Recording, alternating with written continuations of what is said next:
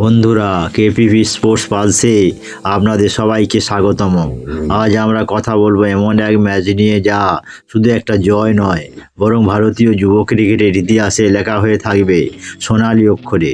যুব বিশ্বকাপের সেমিফাইনালে আফগানিস্তানের বিরুদ্ধে 311 রানের বিশাল লক্ষ্য তাড়া করে ভারত যেভাবে জয় ছিনিয়ে নিয়েছে তা সত্যিই অবিশ্বাস্য।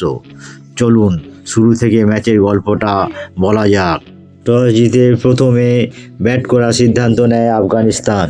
শুরু থেকেই তাদের ব্যাটাররা আত্মবিশ্বাসী ক্রিকেট খেলতে থাকে, বিশেষ করে 3 নম্বরে নামা ফয়জল সিনোদাদা ভারতীয় বোলিং আক্রমণকে চাপে ফেলে দেন।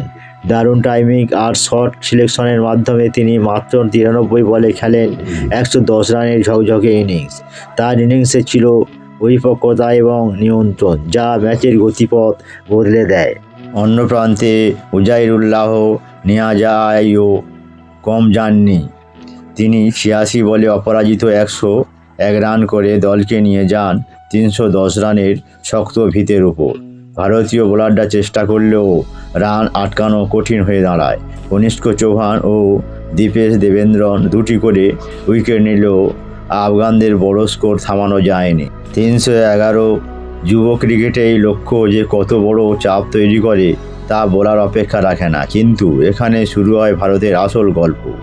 লক্ষ্য তাড়া করতে নেমে ভারতীয় ওপেনার অ্যারন জর্জ এবং বৈভব সূর্যবংশী এমন এক সূচনা এনে দেন যা ম্যাচের মোড় ঘুরিয়ে দেয়। মাত্র 9.3 ওভারে উঠে যায় 90 রান এবং আফগানিস্তানের বোলাররা বুঝতেই পারেননি কীভাবে চাপ তাদের দিকে সরে গেছে। বৈভব সূর্যবংশী ছিলেন আগ্রাসনের প্রতীক। মাত্র 24 বলে নিজের অর্ধশতরান পূর্ণ করে সবাইকে চমকে দেন। শেষ পর্যন্ত 33 বলে 68 রানের বিস্ফোরক ইনিংস খেলে তিনি ভারতের জয়ের ভিত তৈরি করে দেন। কিন্তু ম্যাচের প্রকৃত নায়ক অ্যারন জর্জ। চলতি টুর্নামেন্টে তিনি ছন্দে ছিলেন না। আগে 3 ইনিংসে মাত্র 46 রান, তাই এই ম্যাচে তার উপর প্রত্যাশা কমই ছিল। কিন্তু বড় খেলোয়াড়রা বড় মঞ্চে নিজেদের প্রমাণ করে। অ্যারন ঠিক সেটাই করলেন। 104 বলে 115 রানের অসাধারণ ইনিংসে ছিল 15টি 4 ও 2টি ছক্কা। তার ব্যাটিংয়ে ছিল ধৈর্য, পরিকল্পনা এবং নিখুঁত শট নির্বাচন। তিনি শুধু রানই করেননি, ইনিংসকে ধরে রেখে দলকে জয়ের পথে এগিয়ে নিয়েছেন। এখানে একটু থামি বন্ধুরা, যদি এখনও পর্যন্ত ভিডিওটি ভালো লাগে তাহলে লাইক দাও, চ্যানেল সাবস্ক্রাইব করো আর বন্ধুদের সাথে শেয়ার করতে ভুলো না। আপনাদের সমর্থনই আমাদের বড় শক্তি। এবার আবার ম্যাচে ফিরে যায়।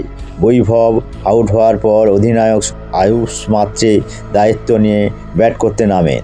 তার ফর্ম নিয়ে প্রশ্ন ছিল, কিন্তু এই গুরুত্বপূর্ণ ম্যাচে তিনি খেলেন 59 বলে মূল্যবান 62 রান। তার ইনিংস ভারতকে স্থিরতা দেয়। বিহান মালহোত্রাও শেষ দিকে অপরাজিত 38 রান করে ম্যাচ ফিনিশ করেন।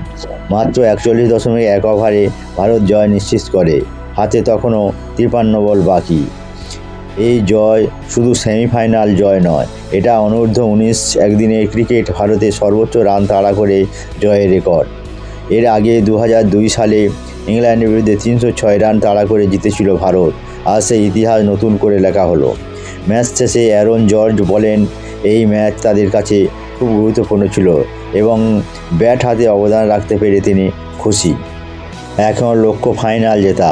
শুক্রবার ফাইনালে মুখোমুখি হবে প্রতিযোগিতার 2 অপরাজিত দল, ভারত ও ইংল্যান্ড। ক্রিকেট প্রেমীদের জন্য অপেক্ষা করছে এক দুর্দান্ত লড়াই।